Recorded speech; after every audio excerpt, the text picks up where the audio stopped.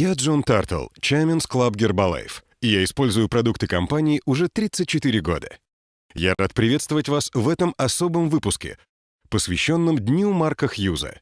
Это особенный день. 1 февраля, 35 лет назад, Марк Хьюз основал Herbalife. Я знаю людей, которые в этой компании еще дольше, чем я. Первый из них — мой хороший приятель Деннис Доудел, Chief Executive President Team. Привет, здесь так волнительно находиться. Вспоминать все, чему Марк научил нас. Мне очень приятно быть с вами и говорить слова благодарности Herbalife за все, что помогло развивать наш бизнес по всему миру на протяжении этих 35 лет. Здесь с нами несравненная Джерри Цветанович. Она была одной из первых, кто попробовал и поверил в наши продукты, в Марка Хьюза, в то, что мы делаем. Поприветствуем Founders Circle Джерри Цветанович. О, в какой я приятной компании оказалась. Мне так приятно быть здесь, ведь я уже 35 лет в Herbalife. Можете себе представить? Это больше, чем половина моей жизни. Вы ведь тоже большую часть жизни занимаетесь продвижением ценностей Herbalife, рассказывая об основах сбалансированного питания, активного и здорового образа жизни. Вы можете себе представить, как это здорово? Это просто невероятно. Мы начали работать, когда собрались вчетвером, да? Видите, как мы отлично сохранились? Это все потому, что мы сами используем наши продукты для сбалансированного питания. Мы хотим поделиться своим опытом и рассказать о Марке Хьюзе, о том, что говорил нам Джим Рон, когда мы пришли в компанию. Мы усвоили столько полезных уроков. Вы знаете, можно ходить на семинары по саморазвитию, читать книги, смотреть видео и никогда не применять эти знания на практике. Но в Herbalife все по-другому, и это прекрасно. Марк Хьюз всегда думал позитивно и мыслил решениями. И мы руководствуемся этими принципами в работе и в жизни. Итак, Джерри, я знаю, тебе тоже есть что добавить по этому поводу. Да, пока ты рассказывал, я вспомнила, как Джим Рон говорил: Herbalife — это самый большой мастер-класс по саморазвитию в вашей жизни. Если вы пришли в Herbalife, вы просто обязаны постоянно развиваться. Да, это так, совершенно верно. Ведь это очень интересно. Я помню нашу самую первую встречу, на которую я сходил. И самое интересное, что именно ты проводила ее. Да, кажется, я тогда очень волновалась. Да, ты вся тряслась. Тогда это было безумно тяжело, потому что компании было всего 4 месяца. Выступала сначала ты, а потом Дон Грено ввел вторую часть, да? А потом вышел Марк Хьюз, рассказал нам о самом главном. И это было очень интересно. В тот день я многое узнал о продуктах, и меня это очень воодушевило. Но когда я услышал про маркетинговый план, я осознал, сейчас речь идет о продажах, и мне совсем не захотелось этим заниматься. Ведь так и было. А потом вышел Марк и где-то 5 минут рассказывал про ценности компании. Он говорил о том, куда мы движемся и какое влияние мы будем оказывать. И под конец я начал думать. Я не знаю, кто эти молодые люди, но они точно многого добьются. Так я присоединился к Herbalife из-за Марка, из-за того, кем он был и к чему он стремился. И было видно, что он знает, как добиться того, о чем он говорит. Тогда я понял, что это само по себе уже очень ценно, и именно это заставило меня ответить: «Пожалуй, я должен попробовать». И я знаю, что одним из ощущений, которые мы все испытывали, было волнение, да? Все волнуются. И все переживают, ведь так? И Марк был самым приятным человеком на свете, но он был в то же время и очень прямолинейным, согласитесь. Мы тут рассказываем о разном опыте, так почему ты не расскажешь о том случае, когда ты волновалась и сказала Марку об этом? Да, это правда. Пусть даже снаружи я выглядела спокойной, я была готова взорваться. Меня ужасно трясло. Знаете, такое ощущение. И если даже я набиралась смелости, чтобы с кем-то заговорить, я не знала, что я буду делать, если собеседник скажет в ответ «нет». Я бы просто упала в обморок. Вот так я внутренне себя чувствовала. И я помню, как я говорила с Марком и сказала ему: «Я не уверена, что мне нравится разговаривать с людьми. Я вообще не уверена, что я люблю людей. И я ведомый человек, понимаете?» Так что я совершенно не понимала, как я могу оказывать влияние на людей.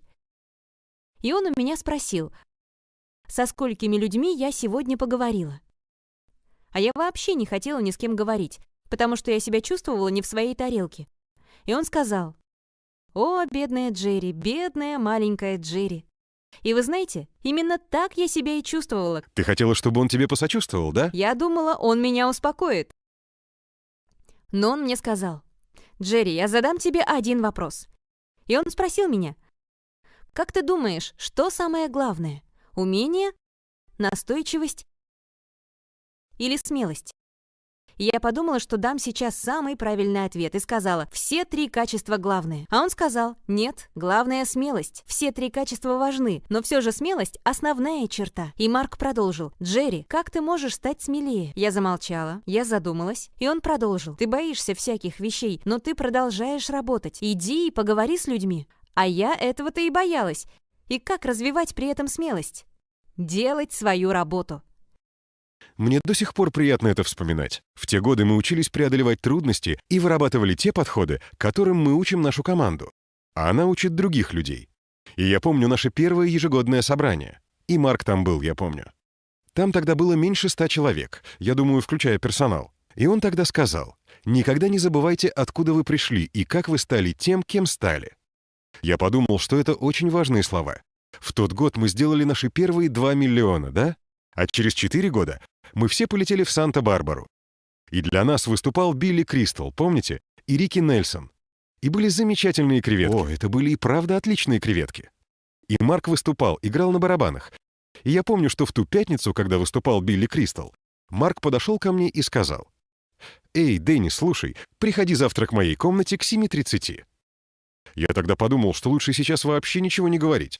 Но следующим вечером в 7:30 я пришел. И помнишь, Джерри, там была ты, и Франк Лутц, и еще ребята.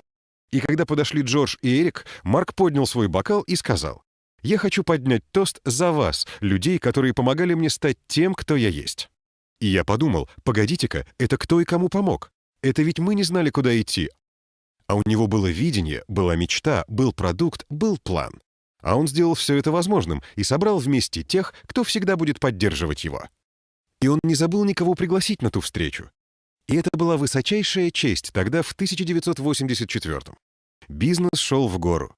И, будучи на вершине успеха, Марк никогда не забывал людей, с которыми он запускал бизнес, и благодарил нас за поддержку. Это очень меня растрогало на той встрече. Вы знаете, это было замечательно. Причина заключалась в том, что Марк Хьюз видел реальность в свете своего оптимизма. Он раскрашивал картинку, а мы смотрели на него и учились. Мы использовали продукт и много работали, чтобы достичь успеха. К 1984 году Марк был уже бизнесменом года. Он нас заставлял работать так, как мы никогда раньше не работали. Но нам всегда было весело, и мы иногда даже смеялись над собой. Да, было весело. Я всегда говорю своим независимым партнерам: вам придется заглянуть в лицо своим страхам, но потом вы будете смеяться над ними и над тем, что когда-то требовало от вас огромных усилий. Сначала вы будете волноваться, но потом вы научитесь все делать правильно, и успех придет сам собой. По мере того, как Гербалайф развивался, многие люди хотели встретиться с Марком Хьюзом. Мы спонсировали международную музыкальную премию в Монако и другие крупные события. Мы организовывали многие крупные мероприятия с участием звезд. Нам часто приходилось видеть восхищение людей, которые они испытывают при виде знаменитостей. Они чувствуют такую радость: «Смотрите, я знаю эту звезду, как мне повезло». И они подводят президента компании или, может быть, кого-то из топов и говорят: «Джерри, ты знаешь, я хочу оказать тебе честь и познакомить тебя с этой знаменитостью». Так ведь? А Марк Хьюз никогда ничего подобного не делал. Я помню, мы однажды встречались с Альбертом, принцем Монако, и Марк тогда сказал: «Принц Альберт, я хочу оказать вам честь и представить вам одного из моих топов, Джона Тартала». И принц на минуту замер в растерянности, но отошел быстро. Принц очень приятный человек. И вы знаете, это была не прихоть Марка. Он правда думал, что эти люди, неважно кто они, счастливчики, потому что имеют возможность познакомиться с одним из независимых партнеров Гербалайф, которые предлагают продукты для сбалансированного питания и меняют жизнь людей к лучшему. Но что бы он ни делал, он заставлял людей чувствовать себя особенными. Даже если в помещении было 15 тысяч человек, и кто-то начинал говорить с Марком, то этот человек получал полностью все его внимание, как будто бы общение было тет-а-тет. Марк действительно слушал, что ты хочешь ему сказать. Это было удивительно. Люди, которые 4-5 лет занимаются бизнесом, говорят: «Мы сидели аж вон он там», но все равно было ощущение: «Ух ты, он знает, что я здесь. Не могу поверить, он разговаривает со мной». Потому что так и было на самом деле. У него все шло от сердца. Он хотел помочь людям, хотел достучаться до их сердец. Он действительно изменил многое. Нам всегда говорил свою знаменитую фразу Джим Рон: «Если вы хотите изменить мир к лучшему, начните с себя. Если вы хотите, чтобы вещи стали лучше, станьте лучше сами». Но это были и сложные времена. Я помню одну встречу в твоем офисе в местечке Оранж-Конти. Расскажи эту историю. Что это была за встреча? Джерри была там. А, да, помню. Но тогда открывали офис в Оранж-Конти. В помещении было не протолкнуться, в зоне ресепшн тоже. Люди стояли даже на балконе, кондиционер не работал. Было жарко, как в бане, и Марк выступал там с презентацией, помните? И он говорил о настойчивости, о том, как важно стоять на своем. И тут внезапно одна девушка упала в обморок. Просто упала с первого или второго ряда. И вы знаете, Марк даже не сбился. Люди подобрали девушку, перенесли ее в свободное помещение, а Марк даже не сбился. Было так жарко, сложно было не упасть в обморок. Марк был большим оптимистом. Никогда не унывал. Однажды, я помню, во время поездки в Лос-Анджелес, в зале было около 1000 человек, и над Марком висела гигантская люстра. Это был большой танцевальный зал, и там случилось землетрясение. Настоящее землетрясение.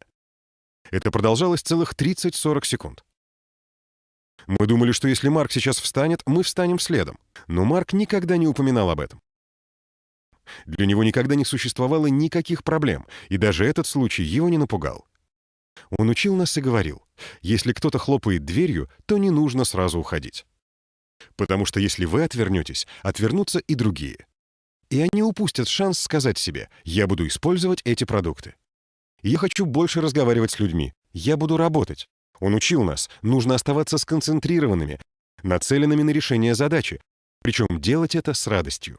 Марк был именно таким. Он не просто произносил эти слова, он так жил. И учил нас жить так же. Особенно, когда ты только пришел в команду, когда ты ищешь лидера. Мы были детьми в наши 20 лет. И нам был нужен лидер, который давал нам пример. И если нас беспокоило что-то, Марк всегда давал нам добрый совет.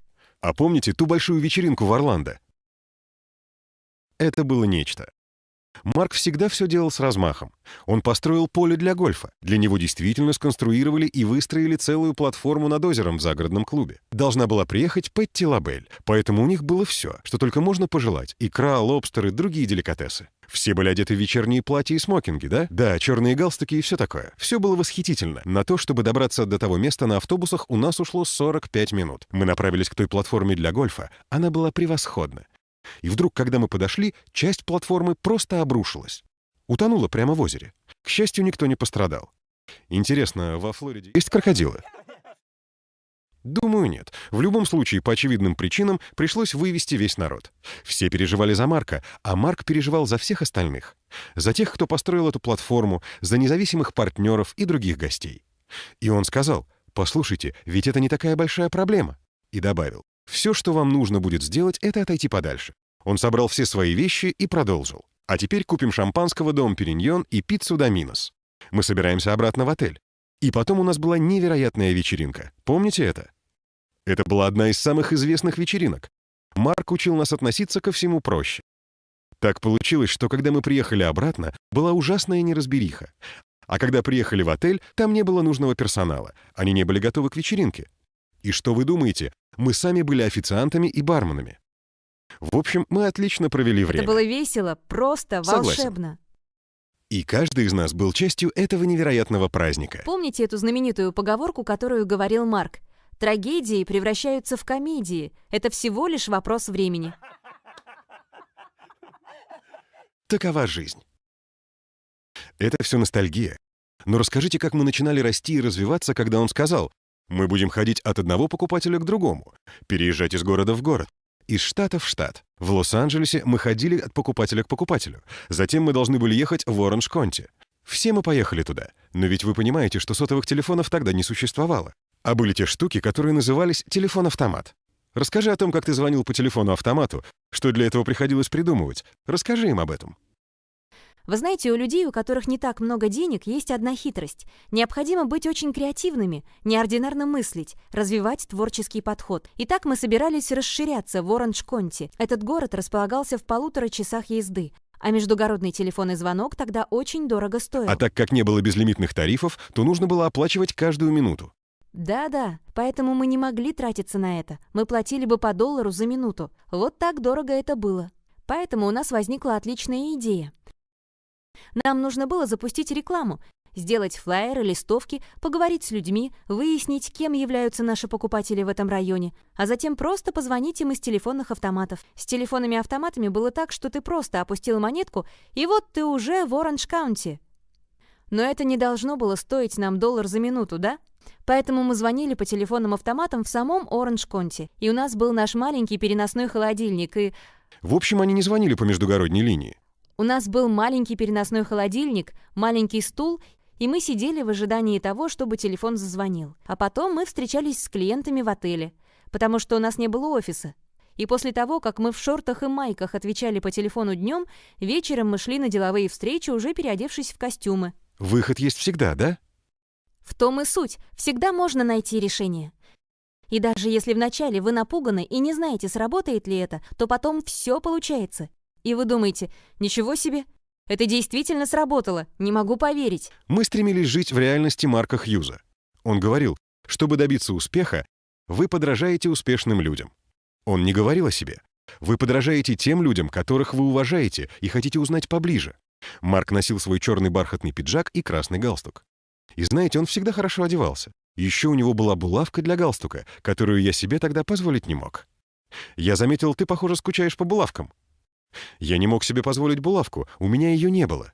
Если вы видели фотографии Марка, он всегда аккуратно выглядел. Всегда был хорошо одет. А еще он говорил, слушай, если ты можешь купить только один костюм, купи один, но следи за тем, чтобы он был чистым. И я не мог не согласиться. Это было забавно, потому что потом мы ходили на встречи, а в бархатном пиджаке ты двигаешься очень неуклюже. Это было очень смешно. Все пошли и купили себе бархатные пиджаки, потому что хотели... Да, потому что хотели быть похожими на Марка. Все потому, что мы хотели быть частью большой семьи Гербалайф. У нас не было большого достатка, но мы умели создавать видимость успеха. Я помню, как-то раз мне нечего было надеть, и Марк сказал, ну, значит, зайди в секонд-хенд. О, я помню это платье. Ты помнишь? О, да, голубое. Я купила его и еще одно медно-красное. Да, у нас не хватало денег, и Марк посоветовал мне поехать в Беверли-Хиллз и зайти в секонд-хенд. Там можно было купить действительно качественные вещи. И я купила то платье и носила его везде, на всевозможные встречи по вторникам, четвергам и субботам. И носила его каждый день. Мои независимые партнеры знали, что я ограничена в средствах, но они также знали, что у меня была мечта, и что я добьюсь всего, что захочу. Это то, чему Марк научил нас. Он сказал мне сделать именно так. Потому что я не знала, добьюсь ли я того, чего хочу, но я действовала так решительно, что никто не сомневался в моем успехе. И ты это сделала. И я добилась своей цели. А за мной последовали другие люди. Точно, я помню одну встречу. Это была одна из наших первых крупных встреч. Там было 150, а может даже 400 человек, не помню точно. Но я помню, что Марк делал все возможное, чтобы нас подбодрить. Потому что он знал, что мы волновались. За 10 минут до начала встречи он заявил: «Кстати, ты выступаешь первый. Я помню, ты встала, и мы сказали: сейчас выступит Джерри. Вы все ее знаете». Кто-то внезапно сказал: «Посмотрите сюда». А там была ты. Ты в самом деле тряслась, как осиновый лист. А мы подбадривали тебя: «Давай, соберись». Потому что все должно быть хорошо, и никак иначе. Это правда. И потом я запаниковал. О боже! От волнения у меня появились пятна на подмышках, на моем платье. Помню, как не поднимала руки из-за этого. Мы стояли по стойке смирно. Нас объединяло чувство, что если другие смогли, я тоже могу это сделать. Мы хотели использовать, носить, говорить. В то время мы говорили «носить костюм». Сейчас носить бренд, потому что это не просто костюм. Но главным было разговаривать с людьми.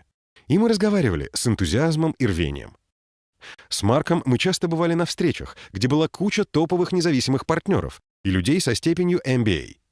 Это были финансисты и юристы, люди из Гарварда и Йеля, высокообразованные известные люди. Мы сидели и размышляли, и у кого-нибудь обязательно возникала идея. Марк часто был свидетелем наших жарких дискуссий.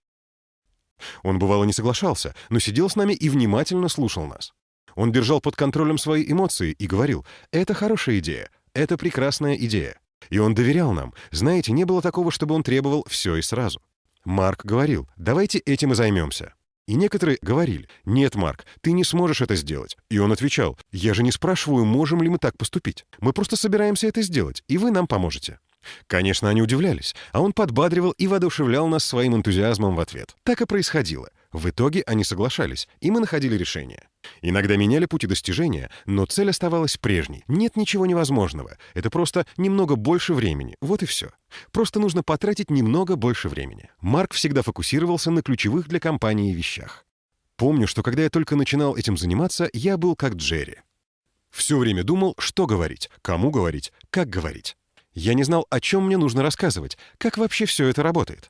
В итоге я позвонил Марку и сказал, что у меня есть вопросы. И мне были нужны ответы. Он сказал: «Давай встретимся». Я приехал в офис и стал ждать. Это был, кажется, полдень четверга. Я зашел в кабинет, и он начал говорить, шутил, как всегда, а потом сказал: «Эй, Дэнни, а ты знаешь Джерри и Дага, которые были тут на днях?» Он начал рассказывать про Джерри и все такое, а потом сказал: «Дэнни, взгляни-ка, у нас тут новая инструкция. Она достаточно объемна и целостна, поэтому с ней ничего больше не надо делать. Просто прочитай и запомни. Это просто невероятно». Он добавил: «Ты даже не поверишь, как все оказывается просто». Я вышел от него спустя 45 минут, получив ответы на все свои вопросы. Я был вдохновлен всеми историями, что он рассказал. Когда я вышел оттуда, я сказал себе: теперь все ясно. Человек, который занимается любимым делом, просто светится от счастья и старается работать еще эффективнее. И продукт действительно работает. Да, он следил за тем, чтобы мы ответственно относились к делу. В этом было что-то простое, забавное. В подобных ситуациях он просто вставал и говорил: «Слушай, возьми ответственность на себя, реши это». И в самом деле это было, как будто он говорил нам: «Эй, вы умнее, чем вы думаете. Вы можете решить эту задачу. Вы можете это сделать». Просто выполняя самые основные шаги. Так как он в нас верил, это просто невероятно. Как ему удавалось видеть в нас больше, чем мы на тот момент являлись. Как то, о чем ты рассказывал, все эти новые независимые партнеры, которых он уже заранее представлял с огромным уважением. Да, ведь Марк, разговаривая с кем-нибудь, искренне хотел знать его историю. Люди уходили, приходили, неважно, в огромной ли толпе или один на один. Некоторые думали: «Боже, этот парень Марк Хьюз, он известный и красивый, и все такое». И ощущение, что это даже раздражало некоторых. Даже людей вне компании. Встречая нового партнера, который говорил, что хочет серьезно заниматься этим делом, помогать людям при помощи продукта, возможностей бизнеса, Марк разговаривал с ним, и тот воодушевленный шел работать, использовать продукт, носить бренд и разговаривать с людьми. Марк каждого сразу представлял со значком President's Team. Всех представлял в этом статусе однажды, при условии, что они будут работать и делать то, что необходимо. И он всегда с уважением разговаривал с людьми. Он никогда не говорил: «О, у этого человека нет образования, у него нет денег, у нее 10 детей, она мать-одиночка». Знаете, какие бы люди ни придумывали себе оправдания в жизни, он никогда их не признавал, потому что считал, что всему есть решение. Решение, которое сводилось к простым шагам. Использовать продукт, носить бренд и говорить с людьми с воодушевлением и энтузиазмом. Выполняй работу, и если ты будешь ее выполнять, могут произойти невероятные вещи. Невероятно, правда?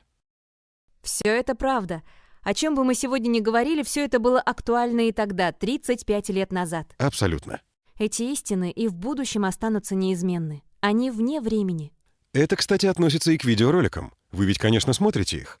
Вы же показываете своим независимым партнерам и клиентам Марка Хьюза, Джима Рона лучших из лучших. Конечно, у нас в запасе еще множество историй. Мы можем так много вам рассказать, и это видео есть в видеотеке нашей компании.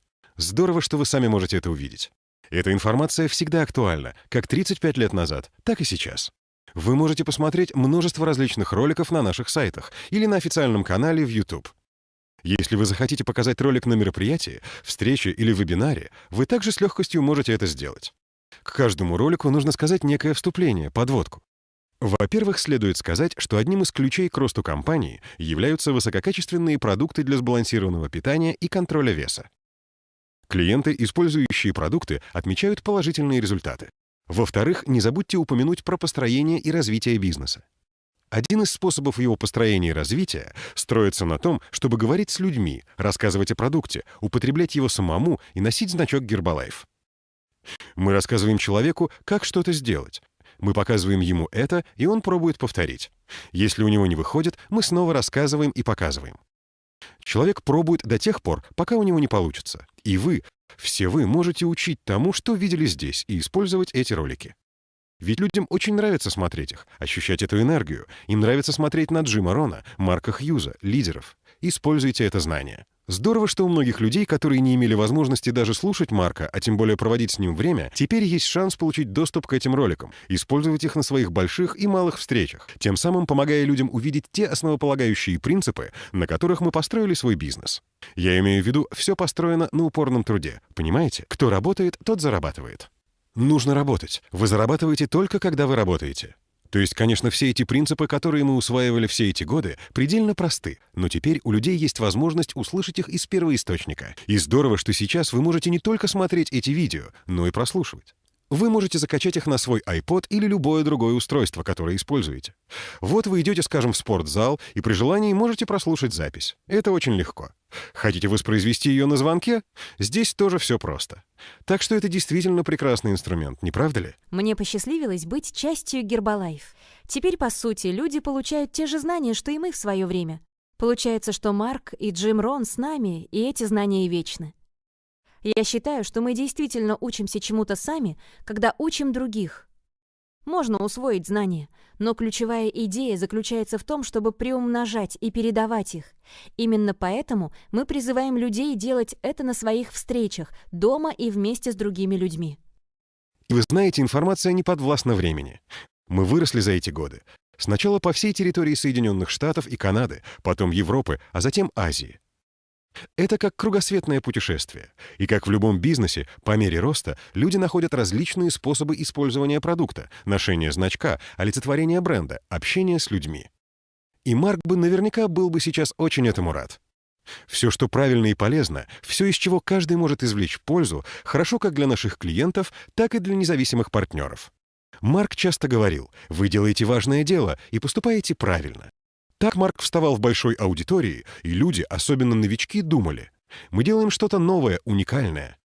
И Марк никогда не говорил им: слушайте, давайте я вам расскажу, как это все работает. Никогда. Марк говорил: все это здорово, мне нравится все, что вы делаете, но позвольте мне сказать вам, что бы я сделал, начни сегодня. И он вновь и вновь возвращался к основам. Снова и снова. Это были проверенные основы. И тем не менее, сколько бы раз мы не слышали его тренинги, мы всегда все конспектировали. У меня хранится огромное количество заметок. Вот даже с просмотренного нами видеоролика у Джерри есть заметки. Верно. Вы знаете, еще и здорово то, что эта информация есть на 18 языках. Так что в буквальном смысле люди во всем мире могут услышать и увидеть это все. И пройти обучение. И пройти обучение непосредственно у нашего главного спонсора, Марка Хьюза. Он рассказывал, как люди говорили ему, например, в Испании или где-нибудь еще: «Марк, вы должны выучить испанский язык». «Нет, Марк, вы должны выучить французский язык». «Нет, Марк, вы должны выучить итальянский язык» и так далее. Он отвечал: «Эй, ребята, я бы с удовольствием, но у меня, увы, нет столько времени». Он говорил: «Вам надо решить эту проблему самостоятельно». Тогда мы брали на себя ответственность. Он прямо так и говорил: «Слушайте, вы тут одни из главных лидеров. Почему бы вам самим немного не попереводить для меня?» Это было легко, весело. Мы все это делали. И еще это отличный способ обучения. Можете ли вы себя представить в роли переводчика Марка Хьюза? Я имею в виду, как бы хорошо вы все усвоили, если бы вы переводили одно и то же на 5-10 мероприятиях. И вдобавок вы бы могли узнать массу шуток. Вы могли бы пойти на любую вечеринку и пользоваться там бешеным успехом. Он был великолепен. Давайте пройдемся по некоторым из заметок, которые ты сейчас сделала, Джерри. Вообще, видя эти кадры, я не могла поверить, что присутствовала там. Мы все там были. Все мы были в этом зале. Я помню это. Ведь Марк всегда все так просто излагал, никогда не вводил в заблуждение. Мне очень понравилась фраза: «В чем разница между теми, кто преуспел в этом бизнесе, и теми, кто остается на мели? Эта разница очень невелика, совсем невелика». А ведь он, по сути, намекал на то, что люди часто думают: вот у других есть индивидуальность, интеллект, а у меня нет. Он хотел сказать, что, по сути, все, что мы делаем, очень просто. Следует лишь использовать продукт, носить бренд и говорить с людьми. В этом вся разница. В том, что некоторые делают свою работу. Мы все время говорим об этом. Используйте ваши знания в деле. Вот что он говорил. Используйте ваши знания на практике. Информация — это здорово, но ее необходимо уметь применить. А теперь давайте посмотрим видео с Марком. Знаете, друзья, я точно такой же, как и вы. Но я хочу, чтобы вы знали, еще недавно я сидел на точно таком же мероприятии, как и вы сегодня. Это было 17 лет назад. Мне было всего 19, немногим позже смерти моей матери. Я совершенно не знал, чем буду зарабатывать себе на жизнь. У меня за спиной было 9 классов образования. Для тех, кто не знает, я работал в наркологическом центре около 3 лет. Начал я работать там, когда мне было 16. Я зарабатывал $50 в месяц, который тратил на питание и проживание.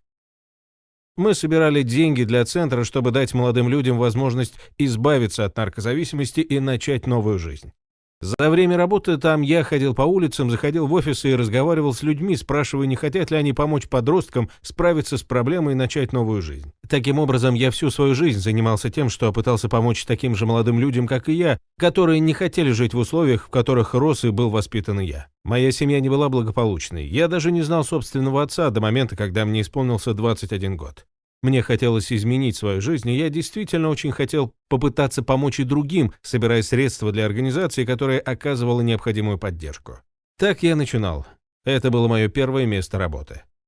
Мы были просто детьми, которые пытались изменить мир к лучшему. О деньгах тогда мы даже не думали. Когда же я ушел оттуда в возрасте 19 лет, я получил свою, назовем это так, настоящую работу. А я напоминаю, у меня не было даже законченного образования, и я не мог рассчитывать, что устроюсь на серьезную должность. Не было в моей жизни и людей, которые внушали бы мне, что я могу когда-нибудь добиться успеха и стать кем-то значимым в жизни. Итак, я получил работу в магазине одежды. По сути, в 2 кварталах от места, где я потом основал Herbalife International. Магазин назывался Executive Tailored Clothes. Я начал работать там 19-летним подростком сразу после смерти моей мамы. Я продавал одежду и получал около $1200 в месяц. И я старался как только мог. Я был позитивным, жизнерадостным, как и сегодня. Спросите тех, кто знал меня в 16 лет. Я был приятным, милым парнем. У меня был легкий характер, я желал добра всем и себе. Но при этом, как бы усердно я ни трудился, мне не удавалось достичь большего в условиях, в которых я находился.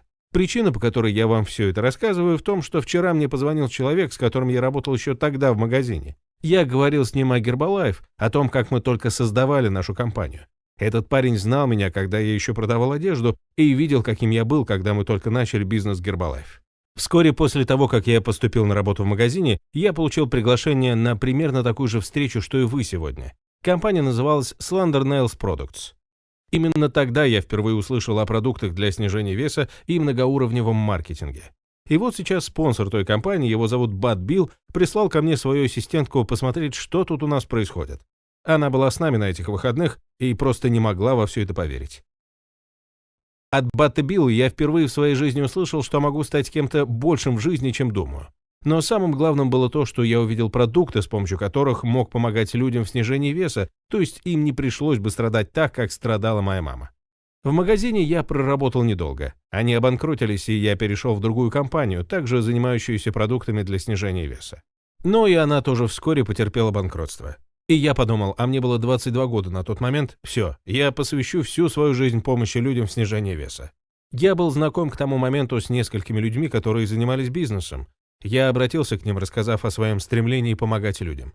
Да я, по сути, и делал это, еще будучи подростком, работая в наркологическом центре. Но главным моим стремлением было помогать людям снижать вес. Дальше вы знаете историю. Я вышел на связь с Диком Маркони, а знал я его еще со времен работы в одной из тех компаний, где он помогал в производстве продуктов. И вот я обратился к Дику, рассказал, что хочу сделать, и попросил помочь в создании продуктов.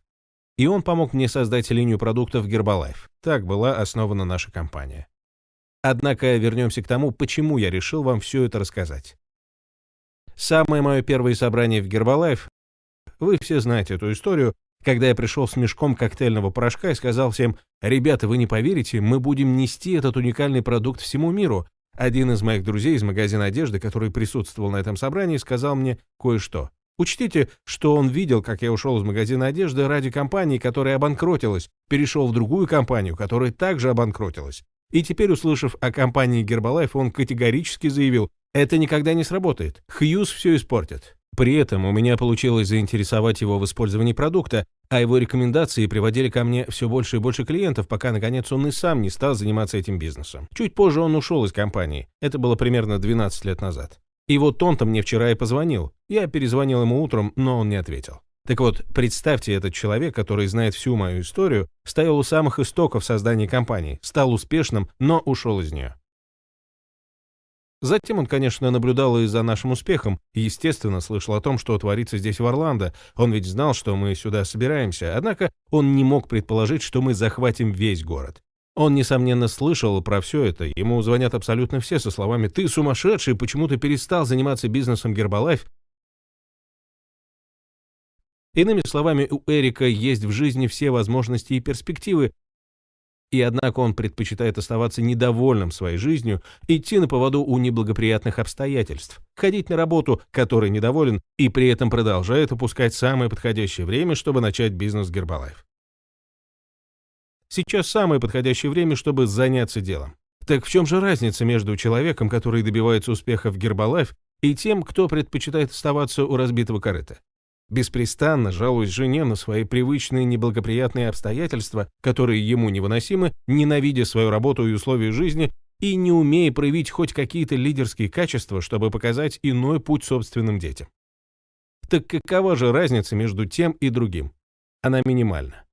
Я пытаюсь вам сегодня объяснить это. Вот вы все сделаете определенные выводы, уйдя с этой встречи. И разница состоит лишь в выборе действовать на основании полученной информации, просто идти вперед, имея смелость надевать этот значок и разговаривать с людьми каждый божий день. Общаться с людьми, рассказывать о продукте снова и снова. Скажите, можете ли вы это делать, послушав советы, кто это уже делал?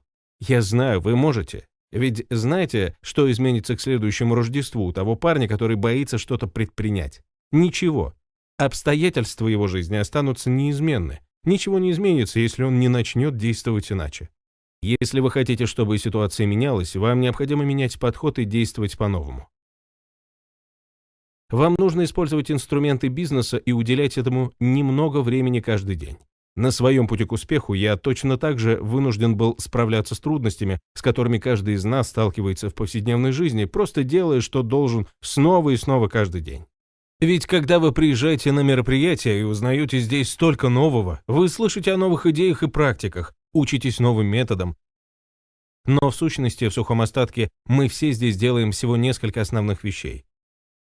Мы постоянно используем продукт, носим значки и брендированную одежду, то есть то, что поможет нам привлечь внимание и начать беседу, как и листовки и разговор с людьми. Вот основное, что мы делаем. Вы слышали множество историй успеха и еще немало услышите за эти дни, однако скажите, что общего у всех увиденных вами людей? Упорство. Одна общая черта. Получив информацию, они начали действовать на ее основании. Вот именно этой черты недоставало парню, который работал со мной в магазине одежды. Он слишком многого боялся. Он говорил мне, что я не знаю половины того, что мне понадобится для основания и развития своей компании. Не позволяйте людям испугать себя. Многие будут пытаться сбить вас с намеченного пути, когда вы вернетесь домой с мероприятия, но не поддавайтесь. Многие будут смеяться над вами. Так будет, поверьте. Кто-нибудь уже сталкивался с этим? Ты что, сумасшедший, носишь какой-то значок? Вы что, ребята, банда? Люди-значки? Я люблю историю Алана Лоренса о том, как его очень обеспеченный чопорный брат однажды сказал ему с этим британским акцентом: «Если ты вздумаешь обедать со мной в этом значке, тебе, по всей вероятности, придется обедать в одиночестве». На что Алан ему на не менее чопорном британском ответил: «Боюсь, так оно и будет». Я одно вам гарантирую. Когда Алан принесет домой свой месячный доход, его брат мигом позвонит ему с фразой: «Алан, не хотел бы ты пообедать со мной?» Так что, возвращаясь к нашему разговору, вас многие будут пытаться сбить с пути. Будут люди, которые начнут смеяться над вами. Но позвольте вам сказать, что за этим последует. Все люди, которые над вами смеялись, даже те, которых вы знакомили с продуктами, все они когда-нибудь скажут вам: «Знаешь, я подумал, что ты ненормальный, когда ты подошел ко мне с этим значком в магазине и начал что-то предлагать. Но, знаешь, я попробовал продукты, и хотя прошло всего 3 дня, я себя уже чувствую иначе». А когда они начнут снижать вес на 10-20 килограмм, их друзья перестанут над ними смеяться и скажут вдруг: «Знаешь, я ведь думал, польза от этих продуктов просто выдумка, но, должен признать, ты выглядишь просто великолепно». А когда ваш вес будет снижаться на 30-40 килограмм, друзья сами захотят использовать эти продукты и будут в восторге от того, как хорошо можно выглядеть. А вы ведь знаете, как близкие реагируют, когда вы сидите на бесконечных диетах. Они негодуют. Нет, только не диета. Каждый раз, когда вы пытаетесь снизить вес, вы становитесь злым и ужасно раздражительным. Но если вы и ваши близкие используете продукты Гербалайф, вы начинаете здорово выглядеть и чувствовать прилив энергии. Соседи начинают задавать вопросы о продукте, и постепенно весь район также начинает испытывать интерес к Herbalife. И в этом вся суть. Именно в этом. У нас был один очень интересный случай. Я все эти годы не перестаю привлекать людей в бизнес, тех, кто когда-то не верил и смеялся надо мной. Постепенно они начинают интересоваться, а вы продолжаете им говорить изо дня в день, что это невероятно здорово, и все это понимают. Но есть и такие люди, которые по 900 раз все это слышат и все равно ничего не могут понять. Так вот, у меня был знакомый парень. Он слышал все наши истории миллион раз, и вот впервые за 11 лет он наконец-то приехал на экстраваганзу. Он просто не мог поверить в это все, он был потрясен. И так со многими бывает. Со всеми людьми, которые считают, что все это шутка, работает один аргумент.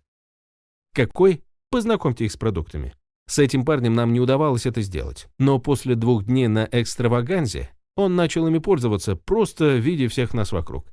Я не знаю, будет ли он заниматься бизнесом, но вероятность этого высока.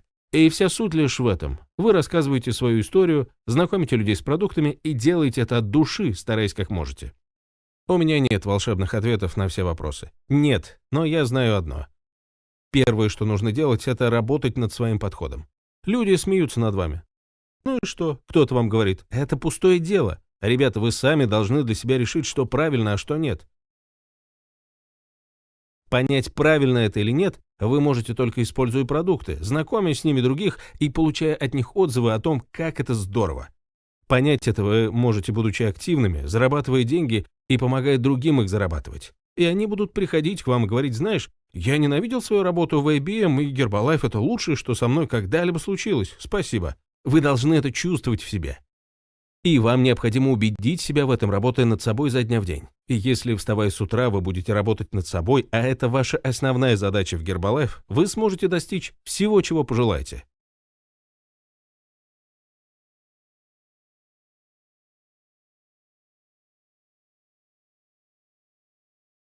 Просто последовательно работая над собой. Встретятся на пути события, которые вас будут обескураживать. Будут отказы, но это не должно вас расстраивать. Помните, у вас всегда 2 выбора. Первый – это жалость к себе. «О, как я несчастен». Вы можете продолжать жаловаться и оставаться таким. Или же вы можете сказать себе «я извлеку из этого максимальную пользу», вернувшись и поговорив с еще большим энтузиазмом со следующим человеком. С энтузиазмом, который бывает у вас, когда вы выполнили 10 продаж. Помните это состояние? Легко быть воодушевленным после этого, не так ли? А между тем, знаете, в чем кроется настоящее лидерство? Когда 10 человек вам отказали, и вы неважно себя чувствуете, и вас покинули еще 5, и люди смеются над вами, все идет наперекосяк, и 2 недели кряду вы работаете до полуночи без перерыва, и все разваливается на глазах, а вы все равно говорите себе «все будет хорошо». Вы ведете себя так, будто ваша презентация прошла на ура, и вы выполнили 10 продаж. Вот это истинно лидерский подход. У меня были моменты в Herbalife, когда я уже готов был сказать «все, хватит, зачем мне это продолжать?». Столько раз это случалось со мной. Да хотя бы тогда, когда я пришел с огромным мешком протеинового коктейля «Формула-1» и начал рассказывать про него своим лучшим друзьям. А скажу вам, эти ребята меня всерьез обидели. Они работали со мной в 2 других компаниях, которые потерпели кризис. Они знали, что я серьезно отношусь к вопросу снижения веса. Они знали, что именно этим я и хотел заниматься, ввиду того, что произошло с моей мамой.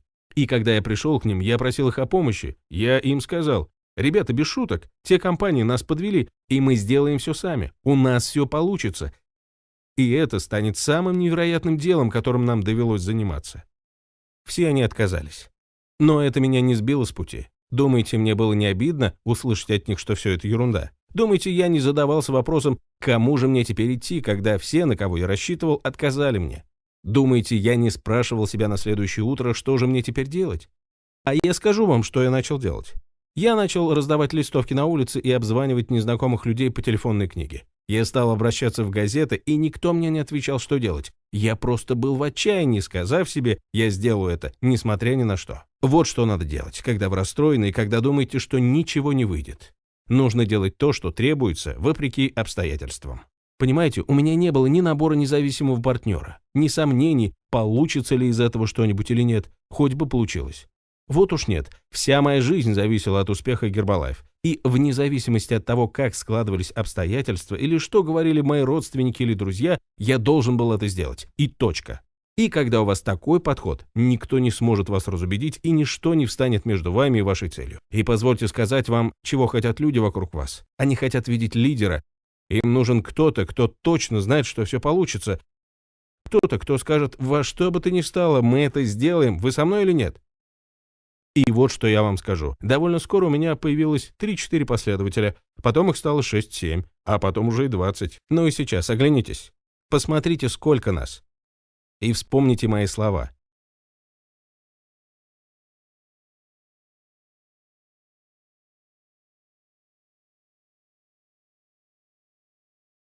Через несколько лет не найдется такого стадиона, который смог бы уместить всех нас.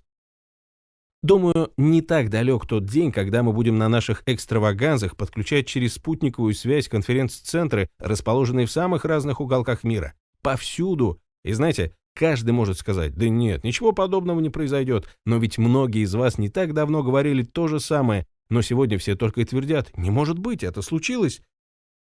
И все, что нужно делать, это просто идти вперед. Ваш успех, то, куда вы стремитесь, ограничивается исключительно вашим собственным воображением и усердной работой. Неудивительно, что я всегда к этому стремился. У меня очень хорошее воображение, а в будущем мы придумаем еще много всего удивительного. Это все не шутка. Я призываю вас не позволять себе оправдываться обстоятельствами, в которых пребывали некоторые из моих друзей с моего первого собрания, которые упустили возможность тогда, упускают ее сейчас и упустят и через год, если не предпримут никаких действий. Возьмите всю информацию, которую получили на днях, и примените ее незамедлительно на практике. Не старайтесь все понять, не старайтесь все делать идеально, не нужно этого идеально. Я скажу вам, как добиться успеха. Делайте то, что нужно, 1000 раз, 10 000 раз.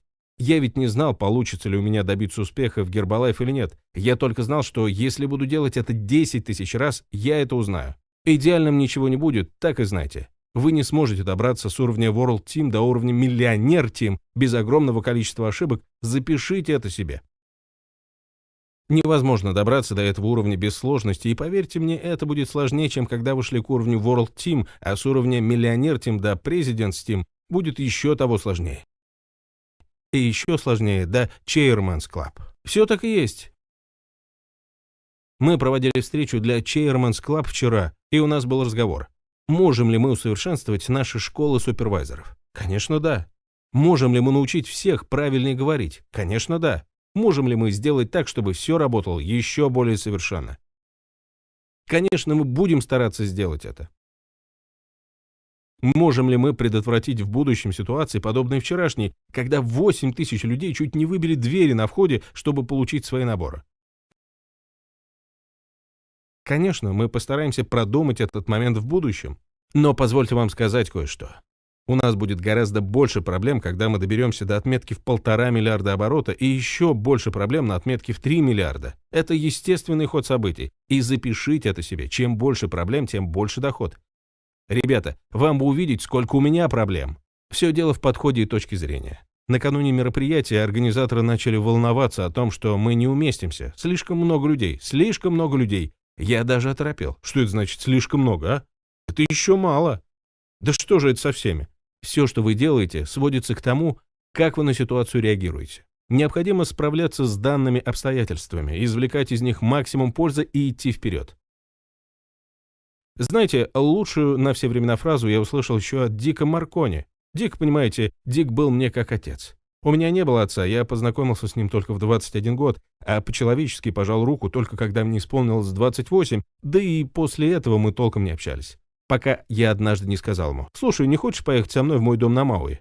Представляете, да, ощущение, когда говоришь такое? Ну вот, я предложил ему: поедем со мной на Гавайи. Проведем недельку вместе, если найдем общий язык, хорошо, а нет, пожмем руки и разойдемся. Но когда я начинал, рядом не было никого, кто бы меня направил. И Дик стал для меня отцом. Он уже заработал много денег, стал успешным. Он увидел во мне малыша с улицы, который пытался добиться чего-то. Между тем, я в Гербалайфе столкнулся с тяжелейшей ситуацией в 1985 году, которую пережить было довольно сложно. И я помню, как Дик зашел со мной в комнату и сказал: «Марк, я хочу тебе сказать кое-что. Если опыт не убил тебя, ты станешь еще лучше благодаря ему». В 1985 году я узнал больше о собственной жизни, о жизни вообще и о ведении бизнеса в самое тяжелое для себя время. Когда дела идут из рук вон плохо, когда все не клеится, проявляется ваш настоящий характер. Именно тогда проступают ваши истинные черты. Именно тогда вы можете наиболее эффективно обучиться чему-то, обучить своих детей, своих нижестоящих независимых партнеров, обеспечить собственную семью. Послушайте, все семьи нуждаются в лидере, на которого они смогут равняться и опереться. И не только семьи. С семьи все начинается. Семья за семьей, город за городом. Позвольте сказать вам, что мы делаем здесь в Гербалайф. Мы учим весь мир тому, как они могли бы жить. Всем в наши дни требуется, чтобы их направили. Вы только посмотрите на то, что творится сегодня в мире, на все эти войны, на неумение любить друг друга, неумение справляться с жизненными ситуациями. Где еще сегодня в мире можно увидеть огромный зал, где собралось столько людей, говорящих на разных языках мира и исповедующих разную религию? Людей, которые собрались в одном месте с одной общей целью помогать другим, изменяя к лучшему их питание и жизнь. Мы станем самым выдающимся лидерским составом в мире. Так и будет. Помните, в начале 70-х в Америке появился новый кумир, Сильвестр Сталлоне, Рокки. Потом был Шварценеггер, Терминатор, и героем Сталлоне. А еще позже был Супермен и так далее. И вот представляете, где-нибудь в 2000 году газеты напишут: «Нам нужен был новый герой», и им стала компания Гербалайф. Серьезно, представляете себе такое? Ведь это так и есть. Гербалайф по своей сути – герой. Вот вчера одна женщина поднялась на сцену получать свой значок впервые. Можете себе представить, как изменилась ее жизнь? Просто подумайте о том, сколько вы весите, затем удвойте эту цифру, а затем представьте, что вам удалось сбросить все эти килограммы. Представляете, какую сейчас легкость она чувствует, какое счастье, когда вас переполняет энергия. Это должно быть просто невероятное ощущение. Да вообще иметь возможность заниматься спортом уже великое счастье. Это и есть героизм. Героизм Гербалайф в снижении веса. И все мы пытаемся нести это по миру. Ребята, это ли не потрясающе? Мы не можем потерять систему свободного предпринимательства. Она никуда не денется.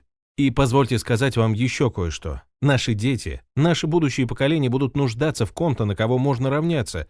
Даже представить себе не можете, как я был взволнован, увидев, как Гербалайф меняет жизни людей к лучшему. Люди начинают думать категориями здорового и активного образа жизни, занимают все более уверенную и активную жизненную позицию. Что за невероятное чувство знать, что мы живем именно в таком обществе, имея возможность выбора в пользу свободы предпринимательства вместо психологии подчинения, когда возможность карьерного роста почти невозможна, когда заставляют сидеть за монитором компьютера целыми днями. Что за великое дело мы делаем для нашего общества? Ведь столько причин заниматься бизнесом Гербалайф. Конечно, одна из них – это снижение веса и хорошее самочувствие.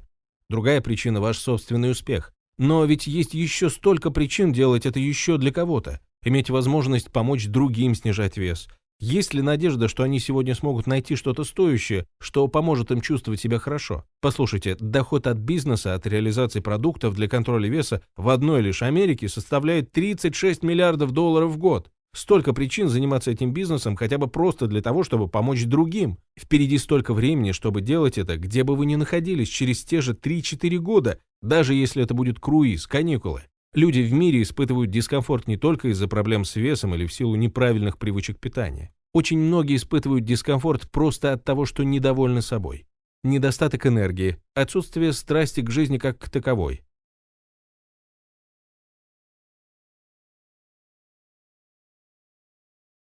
Представляете, все эти годы, которые вас ожидают впереди, прожить без жажды жизни? Что за печальный способ прожить 60 или 70 лет? Подумайте, какие возможности открываются перед вами. Ведь вы можете дать надежду стольким людям. Это дороже всех денег, которые вы здесь заработаете. Вы сможете открыть людям новые возможности. Я тут много говорю, но на самом деле я очень серьезен. Каждый раз, когда я вижу этих людей, кричащих Марк Хьюз, я думаю, многие из вас ведь не слышали эту историю. Еще я забыл, что не все были вчера на тренинге. Вчера я открыл дверь и увидел толпу молодых людей самого разного возраста, в том числе и дети. Так вот, открывая дверь, хочу посмотреть, что они там делают. И впервые вижу такую толпу. На меня это сильно подействовало, ведь я всегда хотел, чтобы люди приезжали семьями на мероприятия. Я всегда это себе представлял. Теперь, когда у меня есть свой собственный ребенок, быть от него вдали очень тяжело. Открыл я дверь, а все разом заверещали Марк Хьюз! И можно было точно сказать, что там были ребята из Израиля, Южной Америки, Азии, Австралии. Представляете, уже как здорово иметь возможность познакомиться с разными культурами, быть в такой многонациональной компании и вообще видеть это. Это же такой заряд положительных эмоций. Но, знаете, вконец меня растрогало другое. Когда я вхожу в зал, я знаю, что вы все меня знаете, но я не ожидал, что меня знает и молодежь. Я подумал, а ведь когда я прихожу домой, мой сын не бросается к двери с криками «Марк Хьюз! Марк Хьюз!». Причина, по которой эти дети так отреагировали, в том, что, вероятно, их родители дома говорят обо мне, о компании. Очевидно, у них что-то положительное происходит в жизни.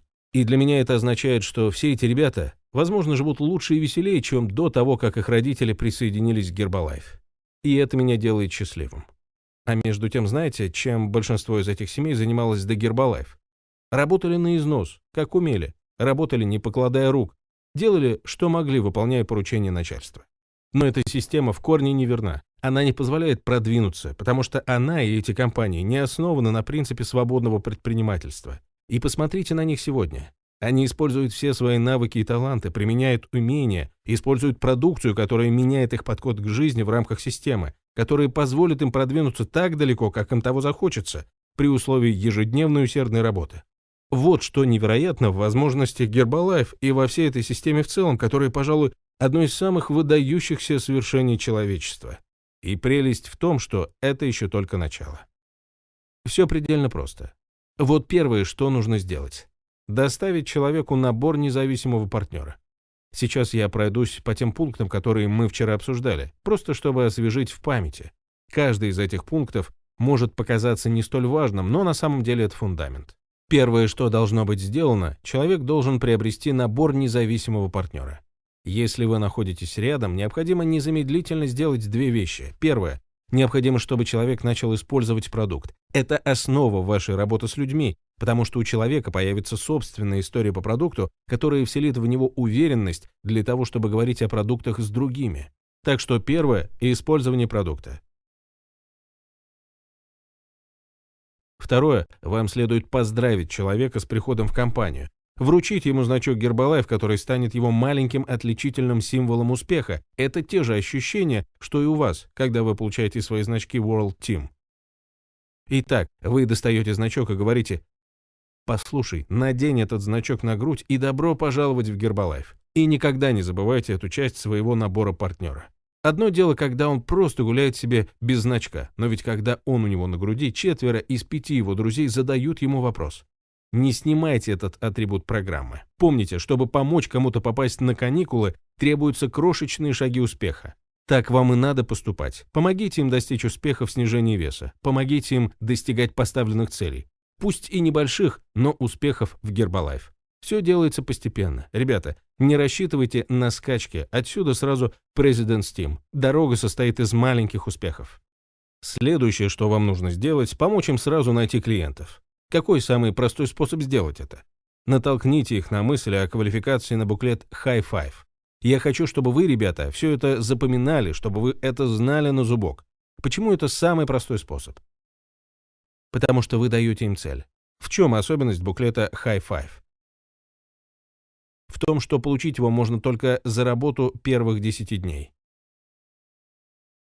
Если вы будете говорить с человеком об этом буклете, вы обозначите его значимость. Потому что, помните, люди, считая что-то важным в этом бизнесе, опираются исключительно на ваши слова и мнения. Если вы выделяете значимость буклета, он становится столь же важным, как и каникулы. Нужно только достаточно об этом говорить.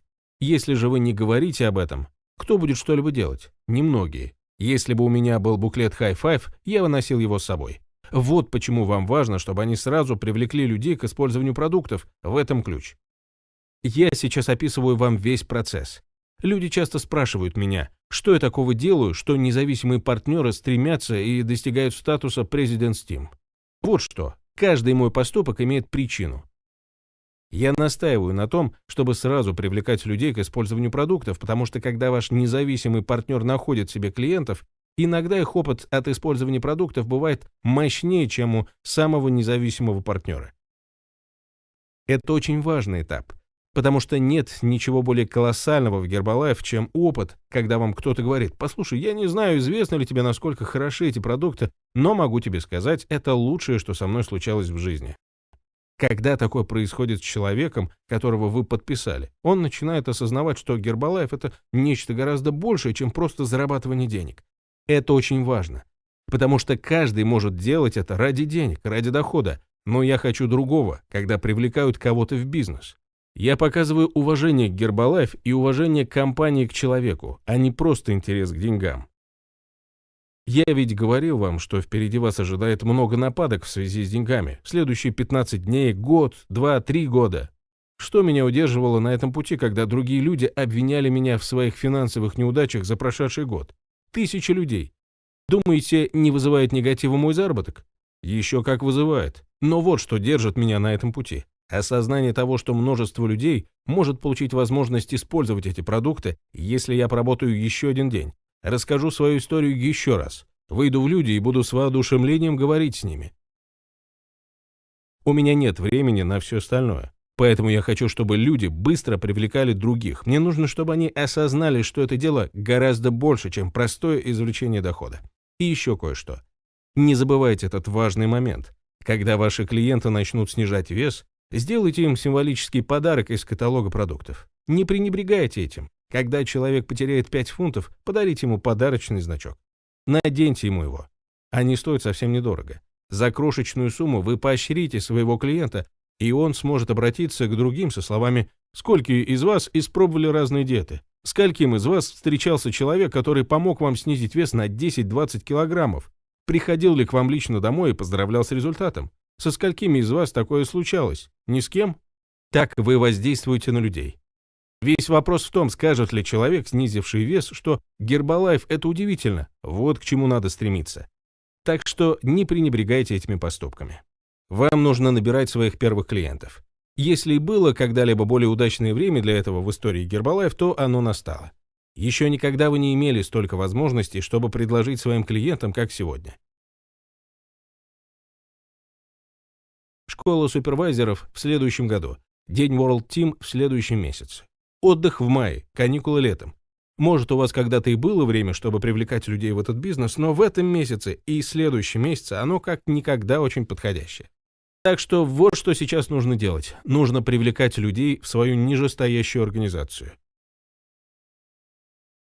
После набора первых нижестоящих независимых партнеров люди часто спрашивают меня, кому нужно уделять особое внимание. Вот что делаю я. Я рассказываю всем об арсенале имеющихся у нас инструментов бизнеса. Рассказываю всем о плане продаж и маркетинга. Говорю всем, что они могут получить из этого дела ровно столько, сколько захотят. Всем даю свой номер телефона и прошу дать мне знать, если я могу им чем-то помочь. И вот с кем я работаю. С людьми, которые звонят мне в любое время. Если у меня есть человек, который ничего не делает, буду ли я стараться воодушевить его? Конечно. Но у меня нет времени на людей, которые вовсе не реагируют. Работать я буду с теми, которые говорят: «Послушай, Марк, научи меня, что делать дальше. Скажи, что делать. Я хочу работать, покажи как». И я начну в ту же минуту, когда увижу в человеке интерес. Сразу же. Следующей вашей целью с этими людьми будет их квалификация на школу супервайзеров. Со всеми, кто достиг уровня супервайзера, необходимо говорить о мероприятии для World Team. И самое главное, не забыть рассказать о бесплатных каникулах в августе. Таким образом, когда у вас появятся первые супервайзеры, говорите с ними об уровне World Team и приводите на каникулы для World Team. Кто-то из ваших супервайзеров скажет: «Мне не верится, я должен увидеть Алана Лоренса и узнать, как это все работает. Я хочу увидеть Гэри Дебрабендера. Я должен попасть на мероприятие для World Team». Некоторые из них в итоге окажутся там. Итак, вкратце. Вот что вы делаете с супервайзерами первой линии. Вы говорите с ними о достижении уровня Get Team. Показывайте, как им двигаться, чтобы стать миллионер-тем. Если кто-то из ваших независимых партнеров все время твердит: «Боже, я поеду в Пуэрто-Рико на каникулы», или «Боже, не дождусь поездки в Европу, мне уже не терпится поехать в Голд Кост», как вы думаете, что я буду показывать и спрашивать этого человека каждый день?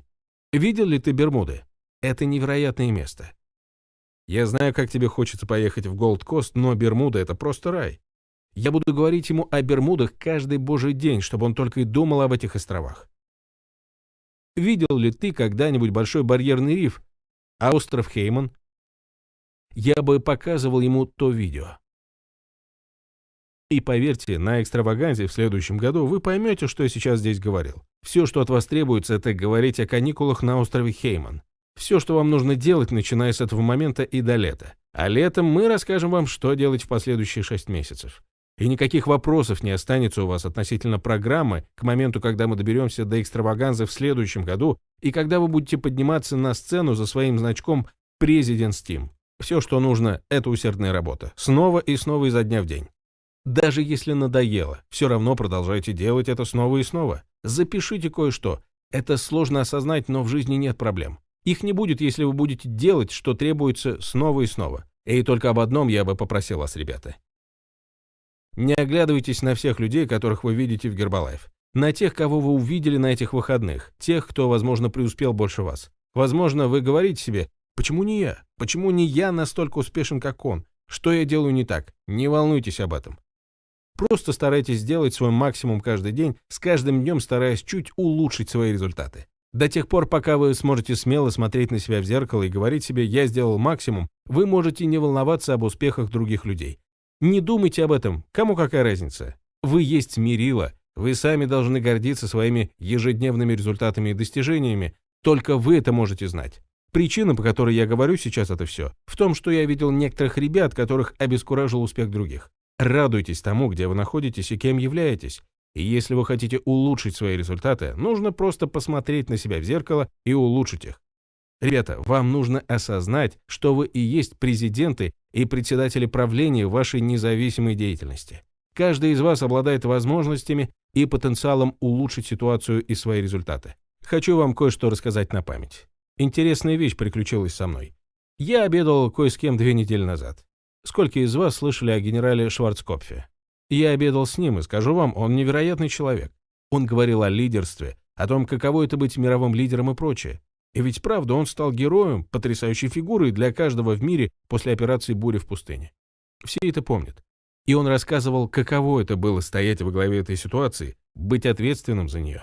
А в самом конце речи сказал одно. Я бы хотел объяснить тебе правила 13 и 14. Как сегодня в моей презентации. Я подумал, что это не только о нем, но и обо мне. И, безусловно, это и о вас, ведь вы все лидеры. Итак, он сказал следующее. Когда меня назначили главой вооруженных сил США, это было невероятное чувство от одной только веренной мне ответственности. И вот он встречается со своим предшественником всего на несколько минут, и тот говорит ему: «Генерал Шварцкопф, я бы хотел передать вам эту позицию уже сейчас. Я очень занят, мне нужно ехать в Европу в следующем месяце, а затем мне надо быть в Тихоокеанском кольце, затем в Южной Америке, и я вернусь только через 2,5 месяца. Поздравляю вас с ролью лидера самых достойных и гордых мужчин и женщин в мире. В вашем распоряжении будут 650 тысяч человек. Прощайте». И генерал замешкался и сказал: «Подождите, сэр, я не представляю себе, что мне нужно делать на этой позиции. Прежде чем вы уйдете, можете ли вы мне рассказать о 17-м законопроекте, который обсуждается Конгрессом США вот уже столько лет? Мне нужно знать, что делать по этому вопросу, ведь могут пострадать без малого 100 тысяч наших граждан в предстоящие 2 недели». В ответ он услышал: «Генерал Шварцкопф, мне пора, поэтому просто запомните. Правило 13. Прощайте». И снова генерал обратился к предшественнику. «Но, сэр, я ничего не знаю о правиле 13. Проинструктируйте меня, прошу». Вот что он услышал. Запишите себе. Когда тебе доверяют главенство, бери на себя ответственность и веди за собой. И генерал ответил: «Но, сэр, как же эти 100 тысяч людей? Мне нужен совет». А в ответ лишь услышал: «Генерал Шварцкопф, мне пора. Правило 13». И генерал возмутился, сказав: «Я не могу поверить, вы назначаете меня на эту должность в преддверии таких ответственных решений, и все, что вы мне даете, это правило 13». В ответ он услышал: «Нет, я даю вам еще одно правило, генерал. Правило 14. Когда необходимо принять важное решение, делайте то, что правильно, и все будет хорошо». Генерал сказал затем мне: «Это был невероятный для меня опыт. Мне верили главенство над 650 тысячами человек, и я ужасался перспективу принятия таких важных решений, но я узнал очень многое за эти несколько минут разговора. Меня назначили главой, и мне пришлось действовать незамедлительно. Я знал, что в системе задействовано множество людей. Я просто осознал, что нужно иметь правильные цели и без раздумий выполнять свой долг. Мы просто все вместе должны были делать то, что правильно, и затем многие меня спрашивали, как нам удалось справиться с задачей, а я только знаю, что мы просто взяли на себя обязательства, принялись за дело и просто делали то, что должны были сделать. И это, ребята, надо делать и вам. В рамках вашей деятельности независимых партнеров Herbalife. Все, что нужно делать, это продолжать заниматься бизнесом, действовать каждый день и делать то, что правильно. А как можно сделать наше дело еще более правым? Ответ прост. Помогай людям менять их самочувствие и их жизнь к лучшему. Некоторые пытаются распознать какую-то особую технику, понять, в чем секрет успеха. Да, все искали секрет. И когда он начал организовывать школы лидеров разного уровня, люди говорили: «О, когда мы туда попадем, мы непременно узнаем этот секрет». И когда они посетили в 1982 году первую корпоративную школу, для участия в которой необходимо было квалифицироваться, они думали: «Отлично, теперь мы получим реальные секреты лидерства». А Марк так и говорил об использовании продукта, ношении бренда и общении с людьми. С большим количеством людей. И люди, уходя, думали: «Погодите, а где же секрет лидерства?» Так в этом-то и заключается весь секрет. Вот именно. На самом деле, я помню, на одной встрече он говорил со сцены об основных принципах, о карьерных книгах. К сожалению, я никогда толком не читал самую первую из них. И вот он говорит: «Это в вашей карьерной книге. Думаю, на странице 13, в нижнем левом углу». У кого-то книга оказалась под рукой. Посмотрели и точно. Страница 13, нижний левый угол. Так оно и было. Он знал все эти основы и все время ссылался на книгу. И это через 4 года после основания бизнеса. Вы знаете, это так типично для Марка. Многие говорят, да и сам он тоже говорил о своем 9-классовом образовании, но при этом он был блестящим стратегом, блестящим оратором. И я действительно считаю, что одна из причин, по которой компания так выросла, состоит в том, что он попросту не знал, что может и не достигнуть того, что желает. Как мы уже говорили, он просто сказал себе: «Я знаю, что у меня лучшие продукты в мире. Это самый лучший продукт, люди должны его использовать, они смогут снижать вес, чувствовать себя прекрасно и так далее. Я знаю, что если вы будете работать и помогать людям, вас ждут невероятные вещи. Но только если вы готовы много работать. И, конечно, получать удовольствие от работы. Делать это весело». К слову, один из наших приятелей, наших коллег, Founders Circle, Леон Вайсбейн, отличный парень. Он придумывает невероятные решения, но, как никто другой, умеет рассказать о сложных вещах просто и понятно. Так вот, я был с Леоном однажды, и он мне говорит: «Марк советует все делать предельно просто. Мы обсуждали разные способы подхода к людям, способы начать беседу. И вдруг Леон подходит к кому-то и говорит: «Почему ты еще не пользуешься Гербалайф?» И человек изумленно спрашивает: «А что такое Гербалайф?» А Леон ему в ответ: «Я рад, что ты спросил». Стремитесь делать все просто. Не нужно никаких особых заготовок. Будьте проще. И помните, мне кажется, мы упоминали это ранее, во время некоторых мероприятий мы сидели в аудитории, и вдруг перед окончанием одной из частей кто-то из-за сцены подходил и говорил тебе: «Джерри, Марк хочет поговорить с тобой». И ты шла за сцену, и он тебе говорил: «Ты следующая выступаешь». Точно, без всякой подготовки. Да, потому что он просто хотел, чтобы мы вели себя естественно, как бы говоря: «Слушай, просто скажи нам, что ты действительно сделал, просто будь самим собой». И это было блестяще. Я думаю, что дело именно в этом. Вне зависимости от того, кто вы, у вас есть продукт, есть план. Если вы просто проявите усердие и целеустремленность, все станет возможно. И именно это и произошло. Вы все не понаслышке знаете про усердную работу. Вы знаете, что забавно? Иногда, когда я провожу обучение, уверен, что вы, ребята, с этим сталкивались. После тренинга я порой думаю о том, что мы уже сделали и что продолжаем делать. И после тренинга я говорю: «Ого, а ведь было много тяжелой работы, но я никогда не думал так об этом. Мне казалось, что мы просто развлекаемся. Мы учимся, мы растем. Да, это было в порядке вещей. И да, надо идти через некоторые жертвы, правильно? Возможно, пропускать фильмы, выключать телевизор периодически, сталкиваться с некоторым страхом порой. Но я никогда не думал об этом в ключе: ох, как же это трудно. Я просто говорил себе: если у меня будет получаться немного лучше с каждым днем, то все будет хорошо. И я напоминаю себе об этом все время. Если вы извлекли урок из произошедшего сегодня, как хорошего, так и плохого, значит, все будет в порядке». Верно. И знаете, я помню, что если бывала одна, мне становилось труднее. Потому что в голову лезли негативные мысли. Ну, знаете, как это бывает. И часто я так и не могла добиться позитивного настроя, пока не начинала работать. Вы понимаете, о чем я говорю? Вы как бы сами себя сдерживаете. Я тут проводила время с моими племянницами всего пару недель назад. И вы знаете, я учу их, как говорить с людьми. И мы разговариваем. Мы готовимся. И я им говорю: «Вы, ребята, не хотите никуда идти, правда? Ведь это страшно, не так ли?» Они мне в ответ: «Да». Ты помнишь? Я помню эту историю. И вот я сказала: «Хорошо, вот что мы сделаем. Мы пойдем в ресторан и будем просто говорить с людьми. Мы просто будем разговаривать. Мы будем говорить о чем угодно». Мы так и сделали. Они говорили: «Не знаем, получится ли у нас». А я отвечала: Ну, ты следующая, нужно идти по схеме, рассказать, показать, попробовать сделать. Я начну, а ты продолжишь. И так что-нибудь да и получится. Нам было так весело, и я сказала, ну что, весело было, не так ли? А ведь они изначально сомневались. Мы так думаем, потому что Марк учил всех нас этому. Он спрашивал нас, в какой ситуации Гербалайф не заряжает вас позитивной энергией. Тогда, когда вы не используете продукт, не носите бренд и не говорите с людьми. Вот тогда Гербалайф не будет для вас источником вдохновения. Потому что вы сидите и думаете, а сработает ли это? А как мне найти еще несколько клиентов и помочь уже имеющимся? Лучше действуйте. Суть в том, что как только вы начинаете говорить с людьми об этом, вы обнаруживаете, что они действительно хотят то, что вы им предлагаете. Они хотят улучшить свое самочувствие. Они хотят сбалансированно питаться. Они нуждаются в новых возможностях.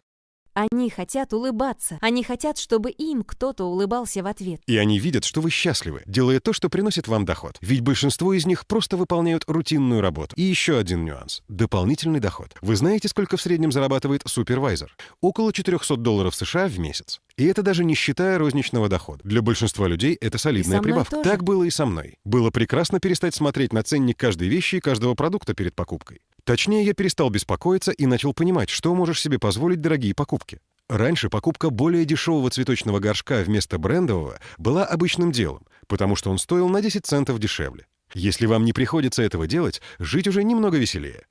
Таким образом, мы никогда не должны забывать, насколько мы помогаем людям при помощи продукта. Мы помогаем им с личностным ростом, самоуважением, с финансовым положением. Они находят способ сделать что-то для себя и своей семьи. Чем больше людей узнают о Гербалайф, тем больше они понимают, как это замечательно. Это действительно здорово, когда вы можете нести ценности активного и здорового образа жизни.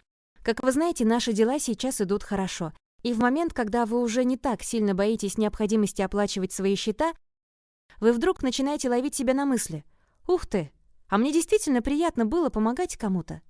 И когда кто-то говорит вам «спасибо», «вы действительно помогли мне», «вы действительно помогли моей семье», это воодушевляет. Это невероятно. Это действительно невероятное чувство. И, кстати, о семье. Помните, Марк говорил об этом.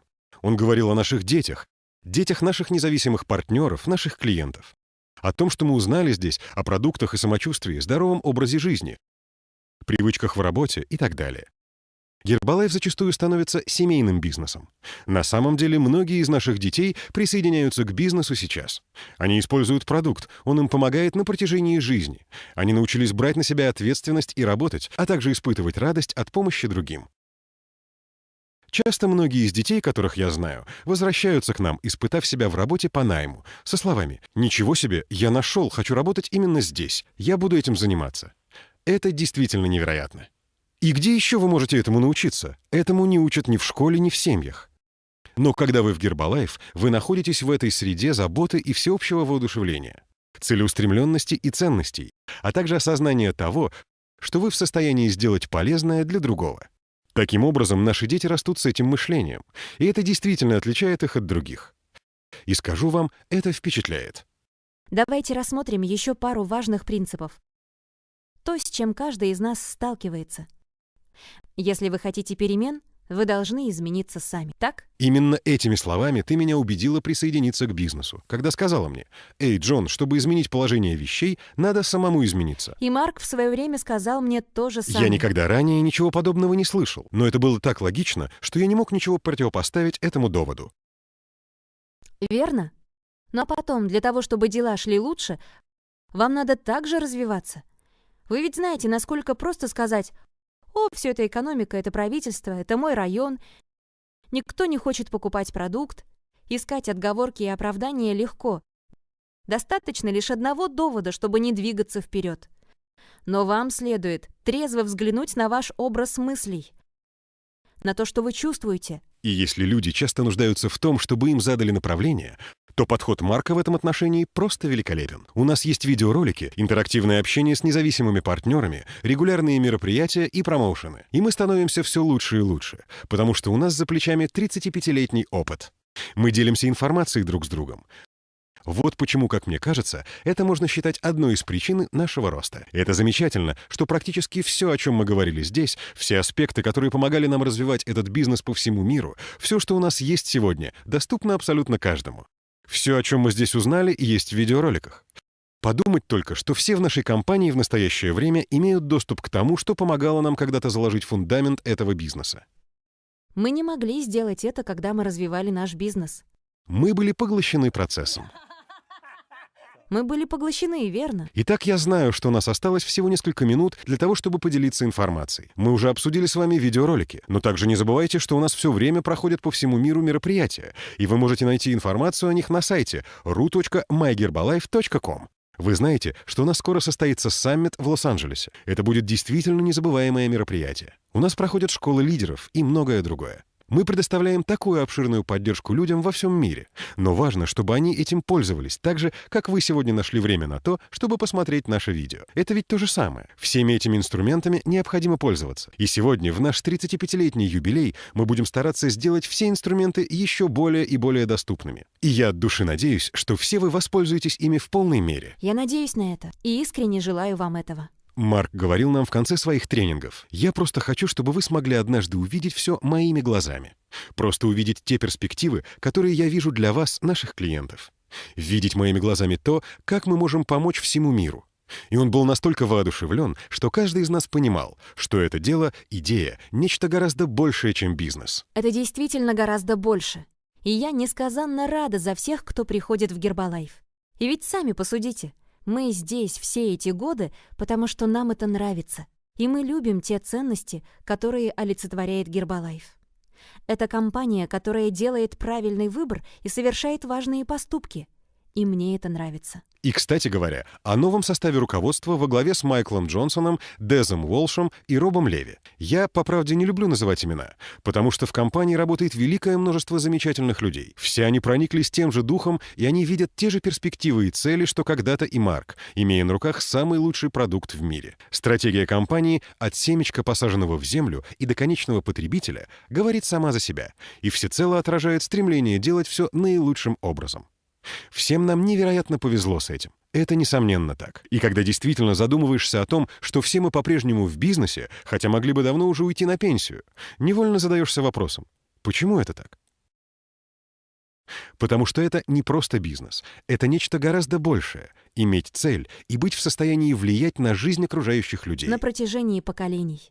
В течение нескольких поколений. Подумать только, мы до сих пор работаем, потому что это дело гораздо больше, чем может показаться на первый взгляд. Намного больше.